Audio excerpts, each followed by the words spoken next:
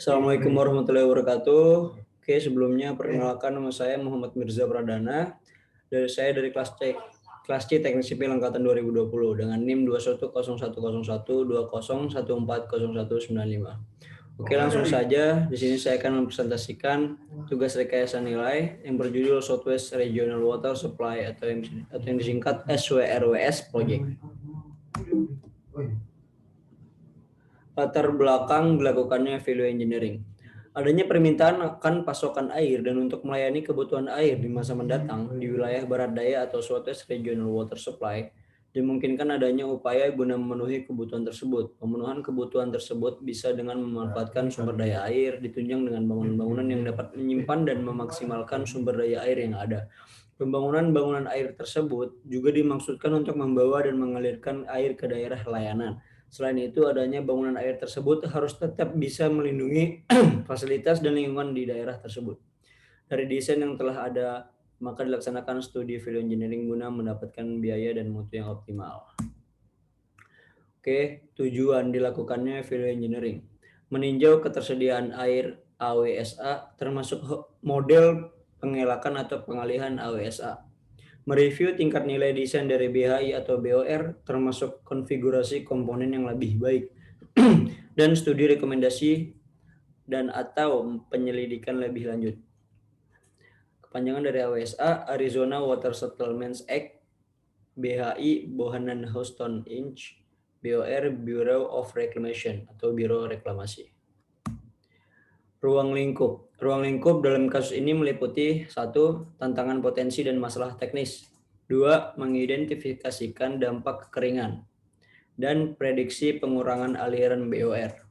3. Meninjau dampak lingkungan. 4. Meminimalkan biaya energi dan jejak karbon. 5. Menunjukkan sinergi, misalnya rilis air dari waduk, penjualan solar saat tidak memompa, dan lain-lain. Oke, deskripsi proyek. Kota Deming, Hidalgo, dan Gila Basin Irrigation Commission atau bisa disingkat GBIC telah mengusulkan proposal untuk mengalihkan dan menyimpan air yang tersedia pada Sungai Gila. Dalam pertemuan pada Desember 2013, komisi ini menyetujui rekomendasi para staf untuk mengoptimalkan proposal secara efisien. Komponen penyimpanan dalam proposal ini telah dikombinasikan dengan 2 proposal lain dari Hidalgo dan Kota Deming untuk membuat suatu pengalihan yang terintegrasi dan usulan proposal penyimpanan yang dinamakan Southwest Regional Water Supply. Kombinasi dari proposal ini akan mengalihkan air AWSA dari Sungai Gila disimpan dalam off-stream storage di jurang lembah Gila selama arus rendah air dikeluarkan untuk kebutuhan lingkungan dan air dipompa ke atas untuk dibagikan kepada masyarakat di DAS Mimbres. Fase evaluasi teknik Southwest Regional Water Supply. Fase 1. ISC mengontrak Bohannan Houston atau BHI untuk mengidentifikasi lokasi. Staf ISC juga mengontrak RJH Consultants untuk melakukan tinjauan teknis. Ulasan RJH menunjukkan BHI telah menerapkan tingkat penyelidikan, pengumpulan data, dan analisis yang tepat untuk tingkat 10%. Meskipun ada beberapa masalah utama seperti hasil air AWSA, lokasi geologis penyimpanan, dan sedimentasi yang tidak ditangani secara memadai di draft akhir PER 12 September 2014 dan berpotensi menciptakan tantangan teknis yang signifikan. Fase 2. Setelah selesainya tahap 1, ISC mengontrak Bohannan Houston atau BHI untuk melakukan evaluasi teknik tahap 2 dari proposal EWS-RWS masih pada tingkat penilaian 10%. Tim rekayasa nilai value engineering memilih alternatif BHI yang kedua sebagai kasus pengukuran yang digunakan dalam proposal value engineering mereka. Beberapa contoh alternatif 2. Penyimpanan 4 ngarai, spar, wind, op, sycamore atau kapasitas maksimum 65,417 AF. Beberapa contoh alternatif 2. Pengalihan dengan maksimum debit 350 CFS atau cubic feet second, 200 CFS, lokasi dari Sungai Gila atau hulu pertemuan dengan Ngarai Brok. Metode Konda Screen atau pengalihan permukaan secara gravitasi 150 CFS. Lokasi dari Sungai Gila atau hilir anak Sungai Turki dengan metode infiltration galleries atau pengalihan bawah permukaan secara gravitasi. Estimasi biaya pelaksanaan alternatif desain 2 BAI seperti berikut.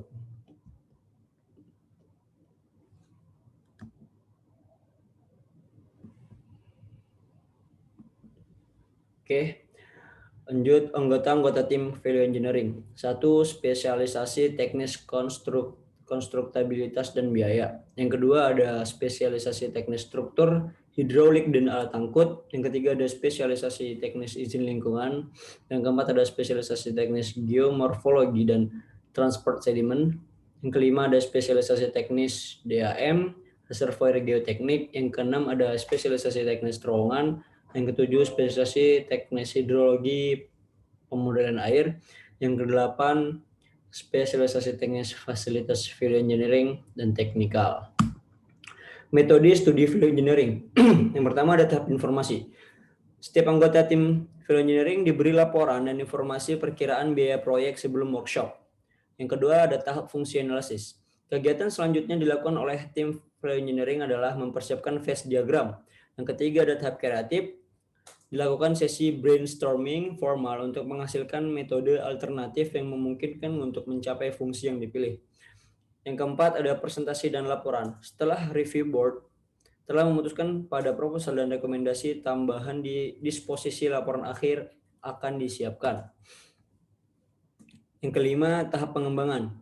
Tim value engineering juga menyiapkan rekomendasi tambahan. Rekomendasi ini adalah ide hasil buah tim value engineering yang diperkirakan dapat menambah nilai proyek, tetapi belum tentu menghemat modal atau biaya masa depan.